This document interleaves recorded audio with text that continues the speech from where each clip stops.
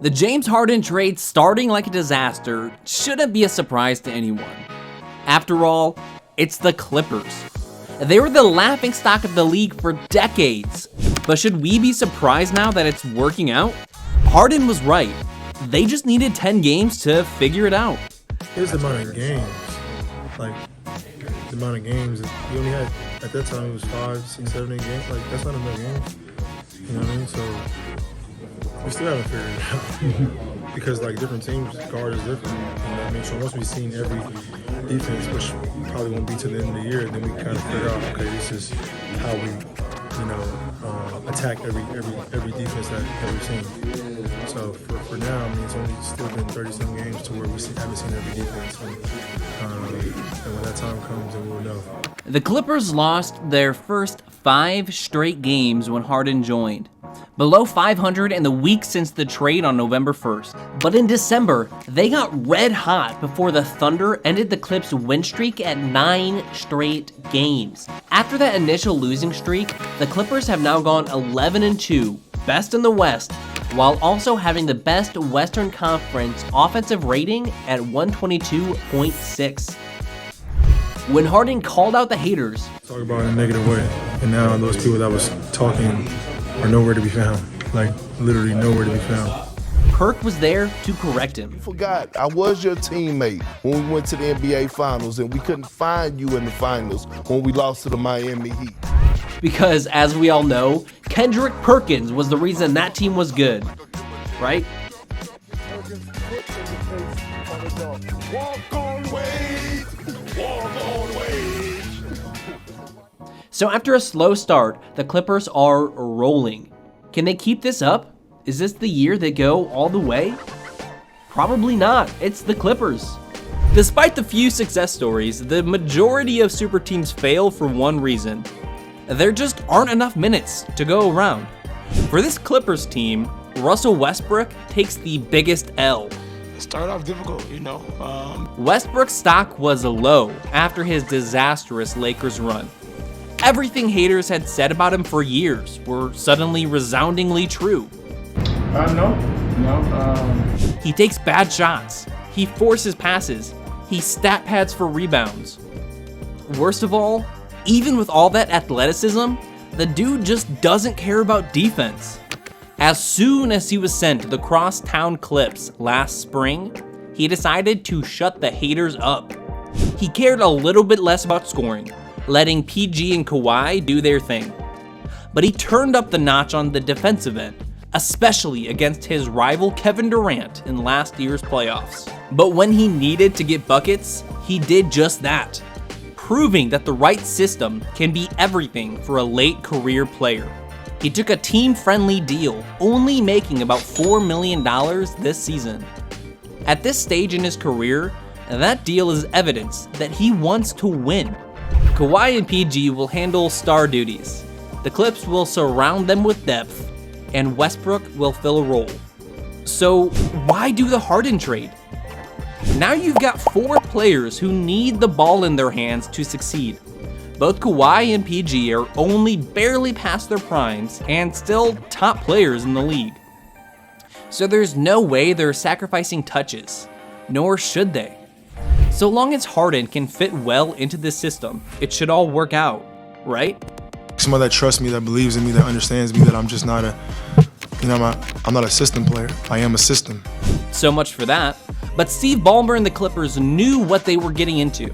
They've been doing everything to make sure their system works with Harden, letting him go nuts with pick and rolls, giving Kawhi and George less of a burden on offense.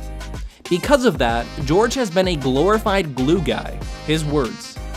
He's focusing on defense and rebounding in a non-aggressive attack mode offensively. George said that this mentality won't happen again, but it's still something you don't want to see from your star. Kawhi said a similar thing, just worded a little bit better. Now that he has less of a load to carry offensively, he's able to exert more on the defensive end. PJ Tucker, who was sent alongside Harden to LA, had to chime in, saying exactly what all of us are thinking. There are not enough basketballs on the planet for this team. But really, it sort of works. George and Kawhi have been nowhere close to the defensive threats they were in their primes. Both were constants on the all-defensive teams, initially known as defensive stoppers on deep teams. Since their first season in LA, that hasn't been the case. Now, they're also older, and both have gone through a lot of injury turmoil, so that's sort of to be expected.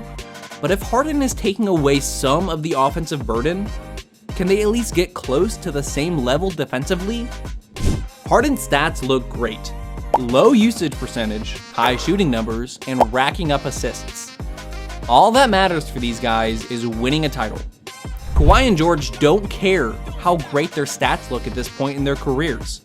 Both are already shoo-ins for the Hall of Fame. But George, Harden, and Westbrook are still looking for their first rings. Kawhi will try to be only the second player to win Finals MVP on 3 teams. Just look how hype Kawhi gets when Harden hits a big shot with the game on the line. Kawhi deferred and Harden delivered. Compare that to when Westbrook took this ill-advised shot in crunch time, sealing his team's loss. Slapping the floor when your teammate shoots a ball, that doesn't look like a happy team. While the stats can look promising, the roles are properly divided, and everything is starting to look cheery in LA, is this the worst thing for Westbrook's career? Westbrook decided to sacrifice his own stats and glory for the betterment of his team, asking to come off the bench following the team's initial losing streak. The Clippers front office has always been focused on Harden, saying they want a better shooter than Westbrook to pair with their dynamic duo. Head coach Ty Lue was less sold. He wanted Westbrook to handle point guard duties, with Harden playing off-ball as a spot-up threat, a role Harden's never really been inclined to fill. After their terrible start to the Harden era, the Clippers met with Lue, eventually leading to the decision that the ball would go through Harden. Instead of changing Harden to fit them, they would fit into his style of play. But what about when that goes south? Brian Damaris, the Dallas Mavericks announcer, went hard on an anti-Harden rant. Hey James, you're the problem. If this doesn't work this year in this system with this team, then you're going to go and point fingers at everybody else, and you're going to go back home and you're going to start swiping right for another team, and there's not going to be anybody left. Because James, you're not the beard, you're not the system, you're the problem. Oh, and the mic drop, Devin. Morey gave Harden everything he asked for in Houston, and Harden still left for greener pastures. Same thing happened in Brooklyn, then everything looked perfect in Philly. An MVP teammate, a system that accentuates your skills as you age, great depth around you, and then he still won it out. Now here he is on the Clippers, and we're left wondering when it will happen again. A lot of teams struggle early on. The media usually panics and then it all evens out. Way back in the 2010-2011 season, when LeBron, Wade, and the Heat started the super team trend, do you remember that they started 9-8? And then it all evened out pretty quickly, winning 21 of their next 22 games. It takes time to get acclimated. If all goes according to plan, Harden will be a low usage point guard with high shooting numbers, as he has been this year. Kawhi and PG will be defensive wreckers, while still dropping 23 a game. Westbrook will be able to use his high-octane style in short spurts. If this all goes well, 3 of these future Hall of Famers are going to get their first Finals trophy. Enough has gone right this season to be optimistic. George has been more aggressive offensively, despite his comments after the Dallas game. Kawhi has looked like one of the best few players in the league. Most importantly, both have been healthy, because the team doesn't need them on every offensive possession.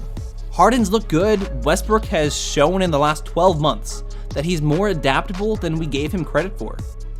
Their depth might be worrisome, but if all 4 of these guys get cooking for 4 straight rounds next spring, is depth a huge concern?